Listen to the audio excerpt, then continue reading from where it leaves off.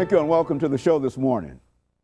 The topic this morning is the Narco States of West Africa, and we're fortunate to have with us Dr. LMadu to talk about the states in West Africa that are heavily involved in international drug movements.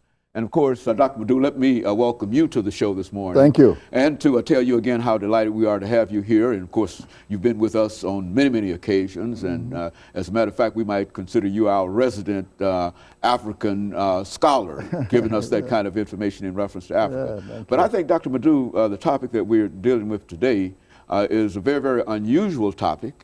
And I think that in a real sense, it's a very, very informative kind of topic in terms of what is going on in the world of drugs today. And our topic, of course, is the narco states of West Africa. And let's have you start, Dr. LMadu, by giving us sort of an overview in reference to these states in West Africa that you consider to be narco states and how they became narco states. Thank you, Dr. Haney. It's always a pleasure to be here, to discuss some current issues, concerning the African continent. As you know, this terminology was not coined by me or anybody else.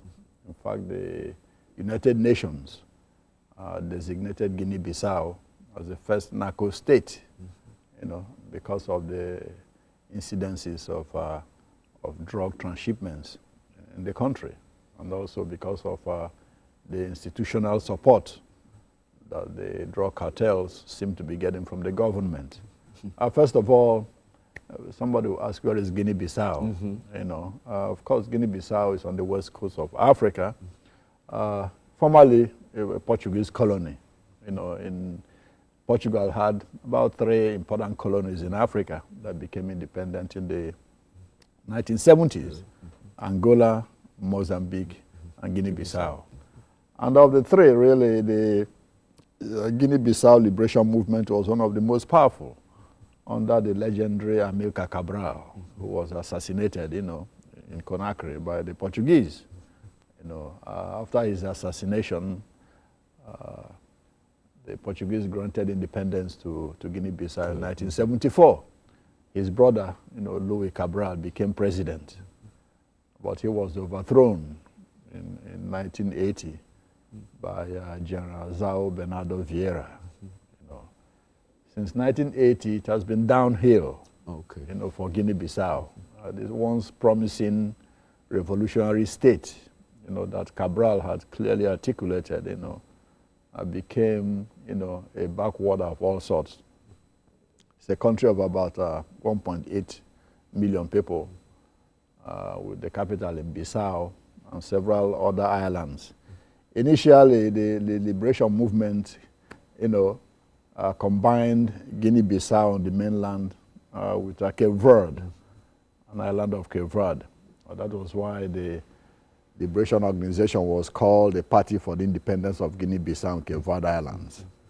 But when Portugal granted them independence in 1974, the leader of the Cape Verdean movement, Aristides Pereira, decided that Cape Verde wanted to be its own independent country, separate from Guinea-Bissau. So like I articulated before, from 1980, when General Viera took over, that country has been very, very, very unstable, very unstable. In 1998, there was a civil war, that lasted several months.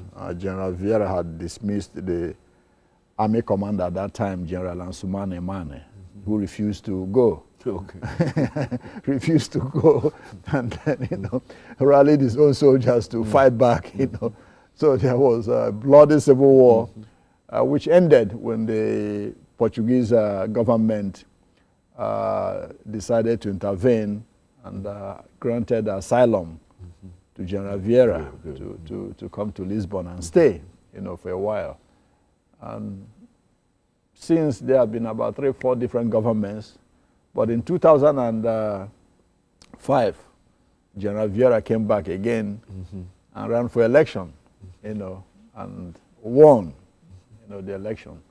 But then things weren't okay, since 2005.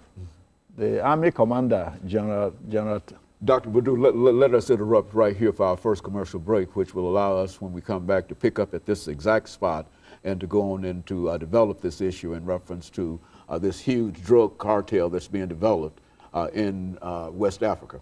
And of course, we'll be back with our audience following this very, very short commercial break.